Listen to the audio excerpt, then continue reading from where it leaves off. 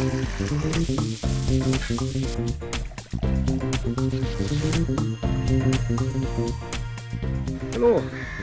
fel arfer byddwn ni'n neud arbrofion yn y pentre gwyddoniaeth ar faes y Steddfod yn yr haf, ond dyw hynny ddim yn bosibl heddi, felly croeso i gyfres o arbrofion yn yr Ardd.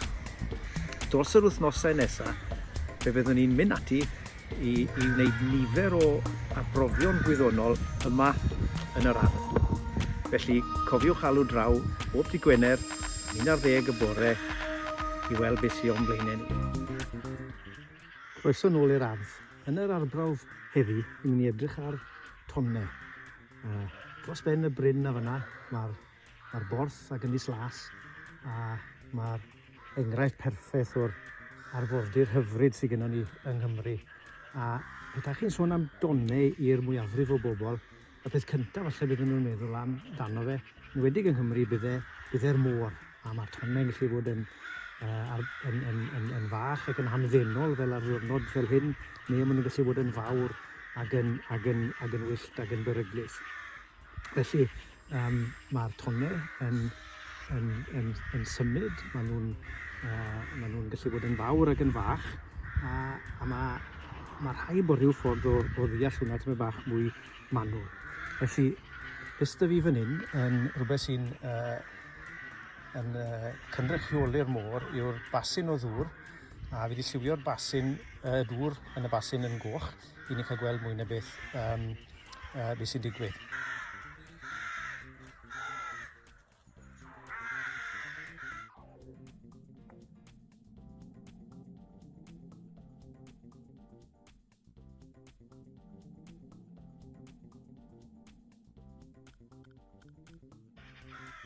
Welwn ni bod y Tonnau yn mynd allan o'r canol, yn mynd at yr ymylon, yn adlewyrchu a dod yn ôl. A mi fyddai'n sefyllfa ddiddorol iawn pan ni'n gallu cael hwn just yn iawn, fel bod y Tonnau sy'n mynd allan o'r canol yn cwrdd â'r Tonnau sy'n dod yn ôl o'r adlewyrchiad. A petai'r rheini yn gallu bod yn yr un lle ar yr un amser, wedyn byddai'r egni wedyn byddai'r Tonnau yn edrych fel petai nhw'n ddim yn symud o gwbl. Mi fyddwn ni wedi cyrraedd sefyllfa o cyseiniant. A cyseiniant yn rhywbeth pwysig, holl bwysig mewn ffiseg ac yn wir mewn cerddoriaeth. A dyw e ddim yn ddamwain, mae gwraidd y gair cyseiniant yw'r Sain.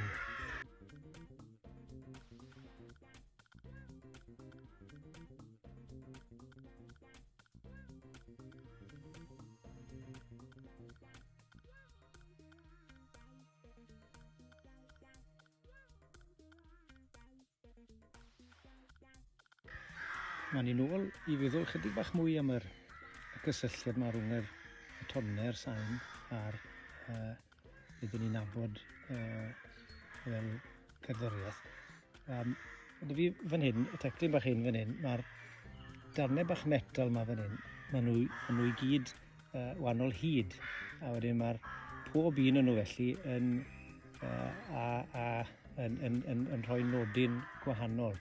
Mae'r traw y nodyn yn gysylltiedig gyda amledd y don.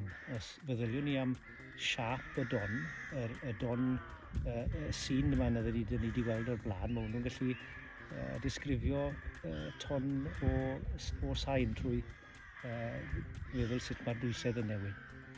Ac felly, os ni newid yr amledd y don, wedi byddwn ni newid y traw. Os byddwn ni wedyn yn newid yr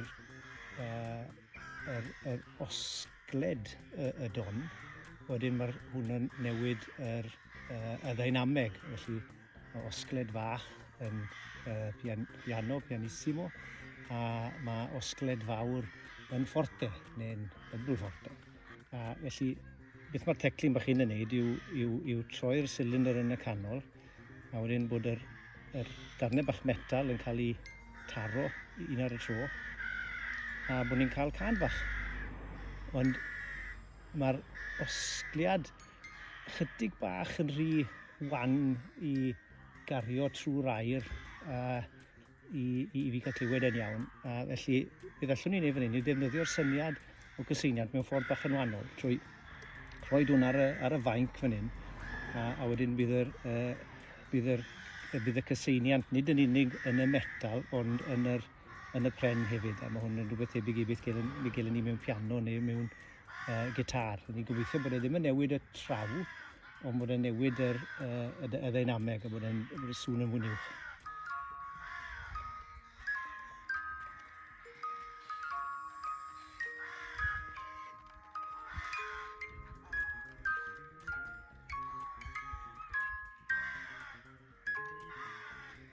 Mae hwn yn addas iawn achos mae'n ben blwydd ar Macsen wythnos ma. Mae'n gorfod dathlu heb ei ffrindiau, mae'n ffodus. Ond dwi'n siŵr wneith e wneud lan amdano fe. Fe wedi bod yn helpu fi, i wir, mae'r plant i gyd wedi bod yn helpu. A fi wedi dwy'n ychydig bach o'i lotion hefyd ar gyfer y darn nesaf o'r arbrawf yma, lle byddwn ni'n trial nid defnyddio slow-mo i edrych ar y tonnau, ond dyfeisio cyfarpar yn yr ardd sy'n mynd i alluogi ni weld y tonnau. Iawn, wedi dod draw fan hyn nawr i ddangos sut mae tonnau'n gweithio heb ddefnyddio'r slow-mo. Mae Macsen a Elen a Rodri a Dafydd a'r ci wedi bod yn helpu fi fan hyn i wneud beth oedd y peth mwyaf anodd i wneud yn yr holl arbrofion yma, sef adeiladu'r y peiriant tonnau fan hyn yn yr ardd. Nath e weithio'n gret, beth yw e, tap yw e gyda prenau barbecue a wedyn wine gums wedyn, roll ffordd lan i'r ddoi ddwetha fan hyn, ond o'n i ddyrdig allan, felly mae yna beder marshmallow fyna, a gobeithio wneith hwnna ddim ddinistio'r arbrawf. Felly, beth ni wedi wneud yw rhoi'r egni mewn ar un pen, a'r syniad wedyn, gyda ton, bod yr egni yn cael ei gario ar hyd y tap yma, fel bod y don yn symud, ond bod yr marshmallows a'r wine gums unigol ddim yn symud, bod yr egni yn cael ei symud draw i'r pen arall. A wedyn chydig bach o lwc wedyn, mi fydd y don wedyn yn cyrraedd y pen draw, sydd ddim yn cael symud, a wedyn fydd ni'n disgwyl iddo fe wedyn i adlewyrchu a dod nôl. A wedyn allwn ni wedyn i fesur yr hyd rhwng y ddau folyn a mesur yr amser, a wedyn allwn ni weithio mas wedyn beth yw'r y cyflymder. Oce, fan hynny, fel y species hwn.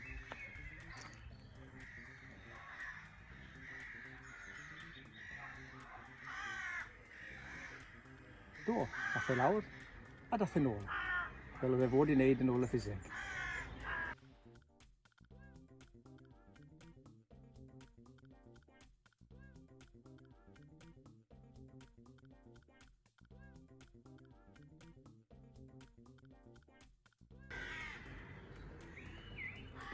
Hello.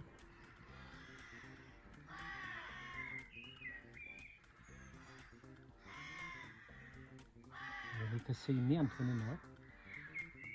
Mae bod y donfedd yn cyfateb i hyd y tap.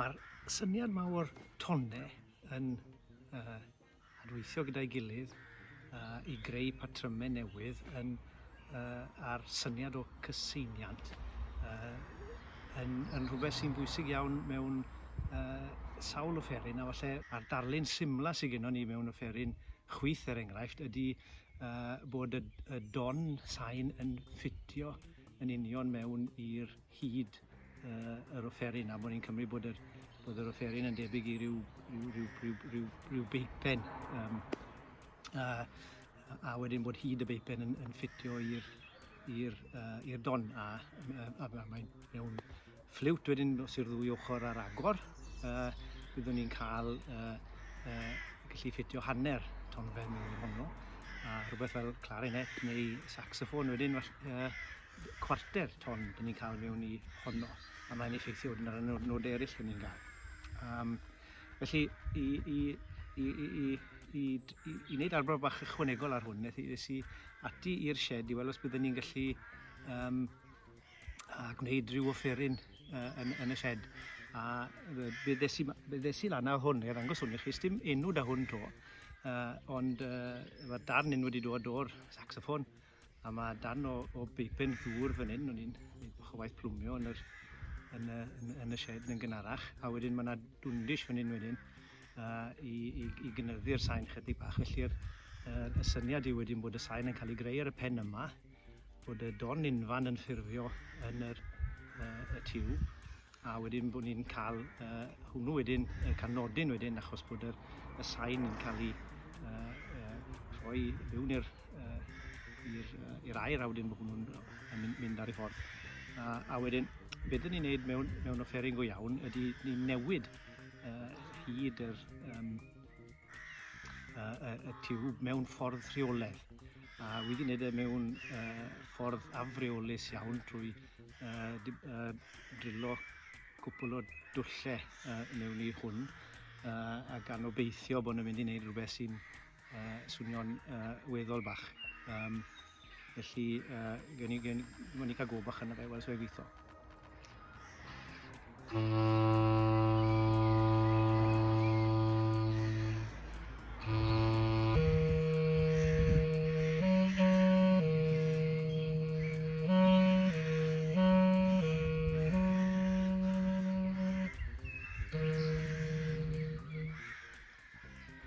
Odi, mae'n gweithio, a sŵn bach eitha da dy fe, chwarae teg. Mae'n neud beth o'n i'n disgwyl, achos bod y tiwb yn beth tebycach i glarinet na dim byd arall, a wedyn byddwn ni'n disgwyl wedyn bod y nodyn isa yn un sy'n reit isel, a oedd hwnnw'n lle oedd e fod. A beth o'n i'n neud gyda'r twllau wedyn oedd symud y darn agored i fyny chydig bach, a wedyn mae nodyn arall wedyn sy'n creu'r don unfan, a wedyn mae'r donfedd yn newid, felly mae'r amledd yn newid, gan gymryd bod yr cyflymder sain yn gyson, fel dyle fe fod, 240 metr yr eiliad ar ddwyrnod braf fel hyn. A wedyn os yw'r amledd yn newid, mae hwnna'n newid y traw, a wedyn mynd trwy lleihau yr hyd, byddwn ni'n yn cynyddu'r amledd a codi'r traw, a ges i nodyn bach yn uwch. Oedd un o'n nhw wedi mynd lan rhyw bumed fflat, a oedd nhw'n atgoffa fi o'n hoff chwaraewr saxoffoni, sef Charlie Parker, a fe dath yn cyflwyno ni i'r nodyn hyfryd yna. A wel, na fe, meddwl am gerddoriaeth neis, ar ddwyrnod neis, a mlaen â ni i wneud bach mwy falle.